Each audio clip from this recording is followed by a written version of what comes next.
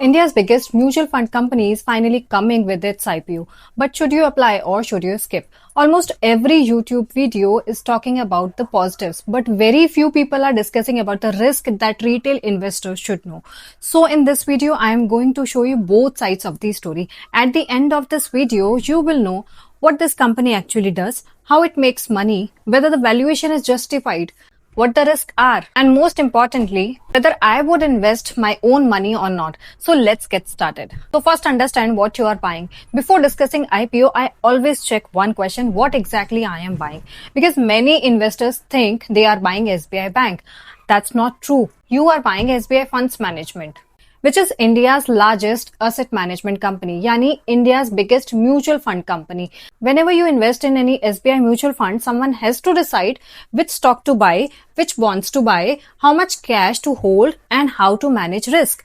That's exactly what this company does. In simple words, they don't manufacture products, they don't sell cars, they don't build houses, they manage other people's money. और उसके बाद they earn a management fees.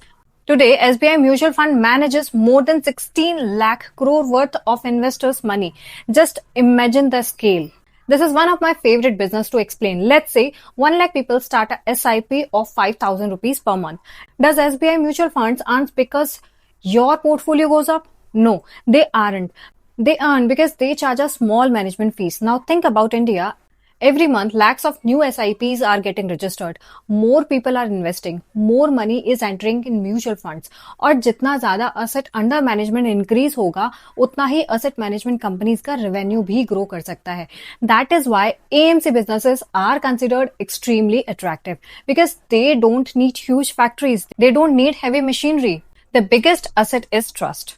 Now let's look at the numbers. Instead of getting excited by the SBI name, let's see how the business has actually performed.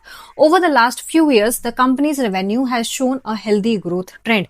Profits have also grown consistently, which is exactly what long-term investors like to see. But the biggest number of any asset management company isn't revenue.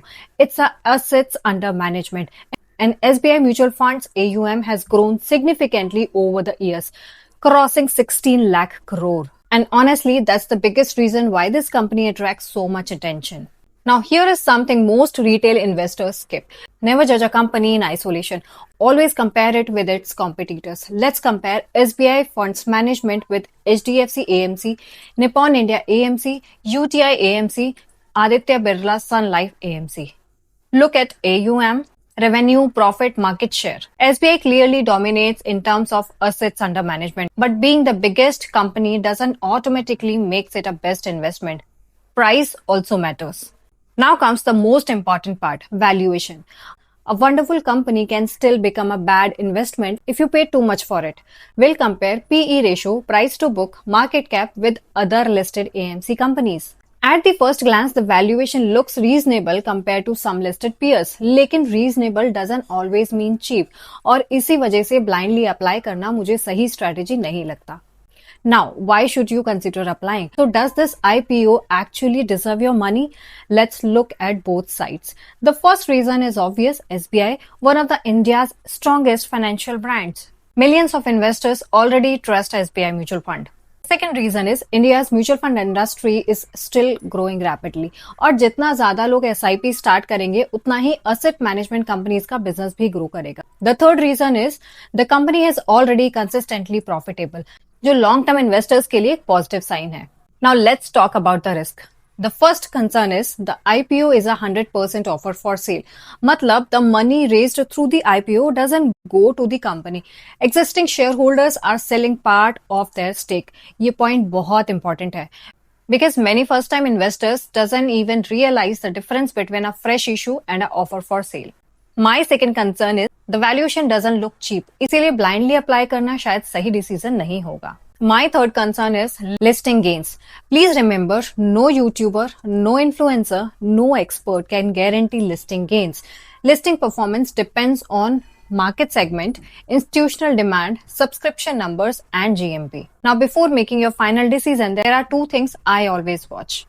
The first is gray market premium. Remember, GMP changes every single day, so don't make your decision based on these screenshots. The second thing is subscription number.